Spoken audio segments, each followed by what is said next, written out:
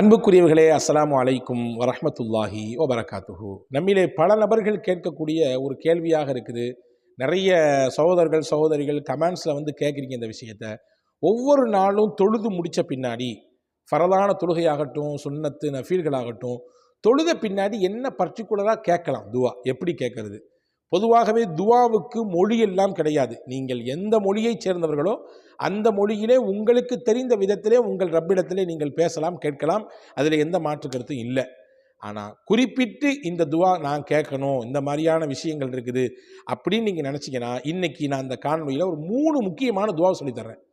அந்த 3 முக்கியமான துவாக்களையும் நீங்கள் மனநமிட்டு வைத்துக்கொண்டு ஒவ்வொரு நாளும் தொழுகைக்கு பிறகு நீங்கள் தொழுததற்கு பிறகு இந்த துவாவை ஓதுங்கள். இந்த 3 துவாவுமே குர்ஆனில் ஹதீஸில் நிரூபிக்கப்பட்டு, சொல்லப்போனால் முஹம்மது ரசூலுல்லாஹி ஸல்லல்லாஹு அலைஹி வஸல்லம் தன் வாழ்க்கையிலே தொழுகைக்கு பின்னால் அதிகப்படியாக ஓதிய துவாக்கள். எனவே அந்த பரக்கத்தை நம்ம பெறணுன்ற எண்ணத்தில் இன்ஷா அல்லாஹ் இந்த 3 துவாவையும் நீங்கள் கண்டிப்பாக ஓதுங்க. காணொலியை முழுமையாக பாருங்கள். உங்களுக்கு சிறந்த பலன் உங்களுக்கு இதன் மூலமாக கிடைக்கும் என்று நான் நம்புகிறேன். நம்பர் 1, முதல் துவா என்ன? புகாரி முஸ்லிமிலே வந்திருக்கிறது. நபிகள் நாயகம் ஸல்லல்லாஹு அலைஹி வஸல்லம் அவர்கள் தொழுது முடிப்பார்களேயானால், தொழுது முடித்தவுடன் 3 தடவை அஸ்தக்ஃபிருல்லாஹ் என்று சொல்வார்கள். தொழுது முடிச்சு சலாம் கொடுத்த பின்னாடி என்ன செய்வாங்க? 3 தடவை அஸ்தக்ஃபிருல்லாஹ் அஸ்தக்ஃபிருல்லாஹ் அஸ்தக்ஃபிருல்லாஹ் அப்படின்னு சொல்லி முடிச்சுட்டு ஒரு துவா ஓதுவாங்க. அதான் நமக்கான இன்னைக்கு ஃபர்ஸ்ட் துவா. என்ன துவா ஓதுவாங்க? அல்லாஹும்ம அன்தஸ் ஸலாம் வ மின்கஸ் ஸலாம் வ இலைக்க யஊதுஸ் ஸலாம் ஹய்யினா ரப்பனா பிஸ் ஸலாம் வ அத்கில்னா பிரஹ்மதிக தாரஸ் ஸலாம் யா தல் ஜலாலி வல் இக்ராம். இதுதான் ரசூலுல்லாஹ் ஓதிய துவா.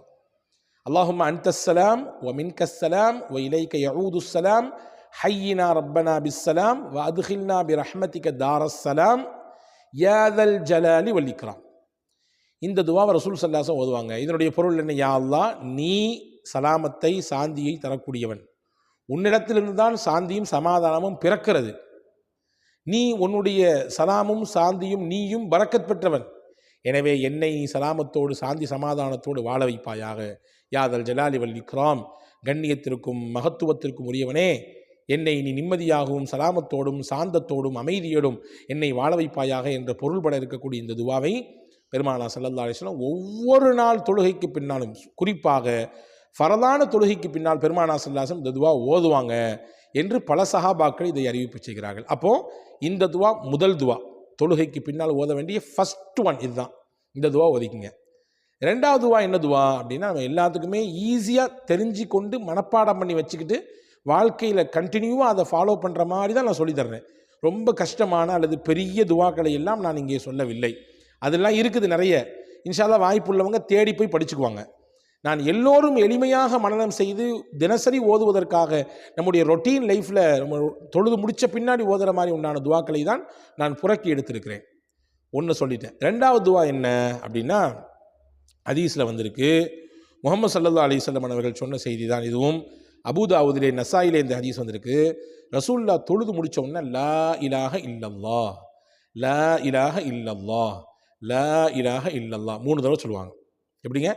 லா இலாஹ இல்லல்லாஹ் லா இலாஹ இல்லல்லாஹ் லா இலாஹ இல்லல்லாஹ் 3 தடவை சொல்லி முடிச்சுட்டு, வஹ்தஹு லா ஷரீக லஹுல் முல்க் வலஹுல் ஹம்த் யுஹ்யி வ யுமீத் வஹுவ அலா குல்லி ஷையின் கதீர். இது எல்லாத்துக்குமே ஓரளவுக்கு தெரிஞ்சிருக்கும்.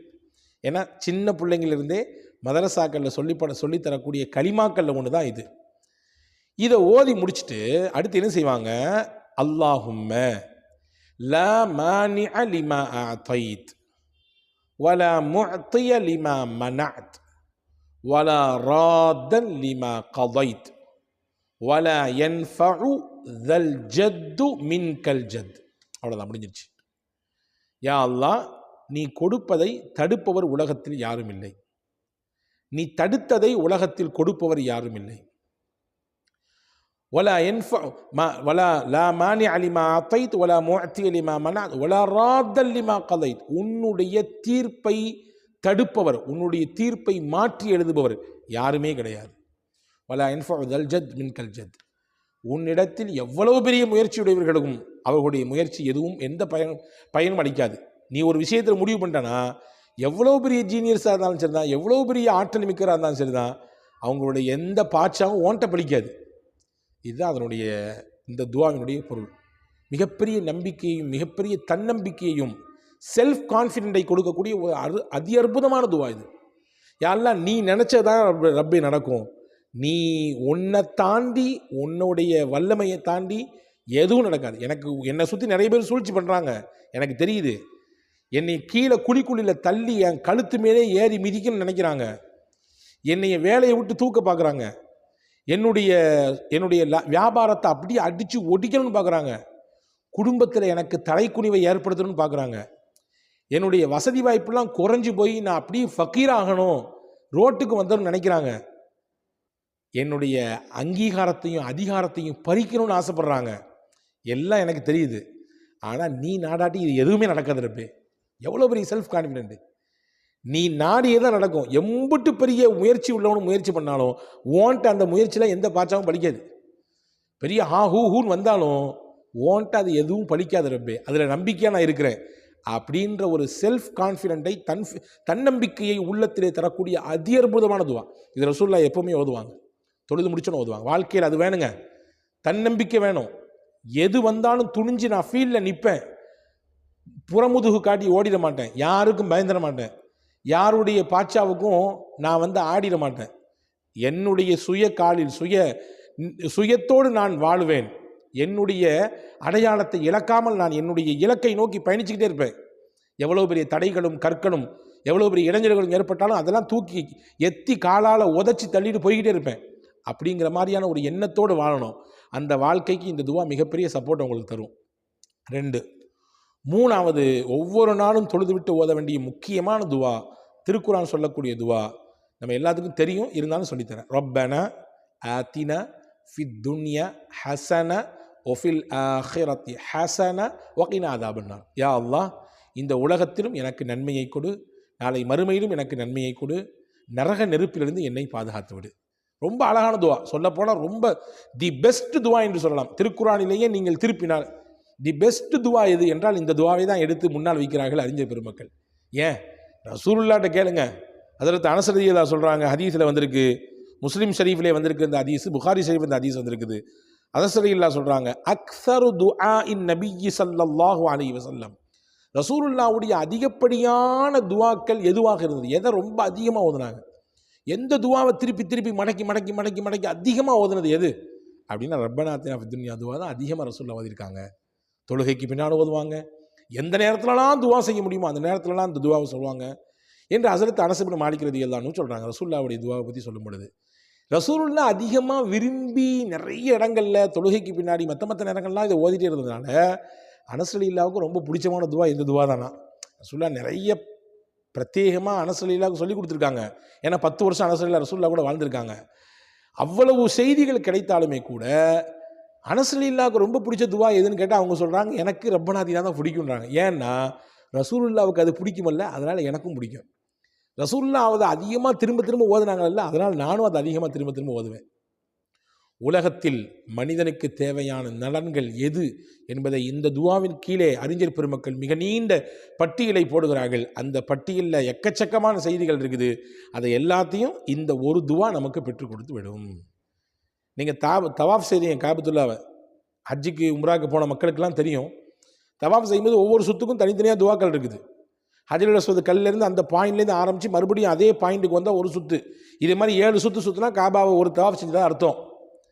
இப்போ எல்லா கார்னரையும் கடக்கும்போது நார்மலான நீங்கள் துவாக்கள் ஓதிக்கலாம், அந்தந்த சுத்துக்குரிய துவாக்கள் ஓதிக்கலாம், உங்களுக்கு தெரிஞ்ச துவாக்கள் ஓதிக்கலாம், வேறு என்ன மாதிரி மொழியில் கேட்டுக்கலாம்.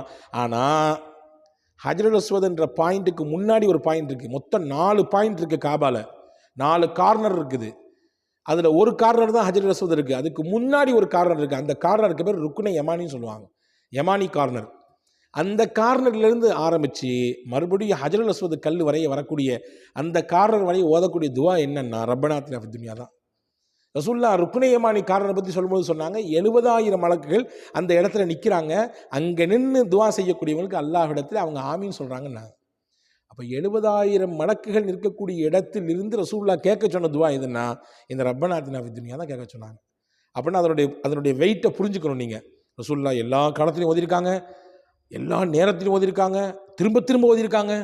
அதை பார்த்து அனசுரையெல்லாம் திரும்ப திரும்ப ஓதுறாங்க. ருக்குனையமான்லேருந்து அஜ்ரஸ் வரைய இந்த துவாவை தான் ஓதுனாங்க, ஓதுங்கன்னு சொல்லி கொடுத்தாங்கன்னு சொன்னால் இது எவ்வளவு வேல்யூபிளான துவான்றதை நீங்கள் புரிஞ்சுக்கணும். எனவே இந்த 3 துவாவும் ஒவ்வொரு நாளும் தொழுகைக்கு பிறகு கண்டிப்பாக ஓதுங்கள், ஓதுவதற்கு முயற்சியுங்கள். வல்ல அல்லாஹ் இதனுடைய சிறந்த பலனை நம்முடைய வாழ்க்கையில காட்டுவான். அல்லாஹ் தௌஃபீக் செய்வானாக.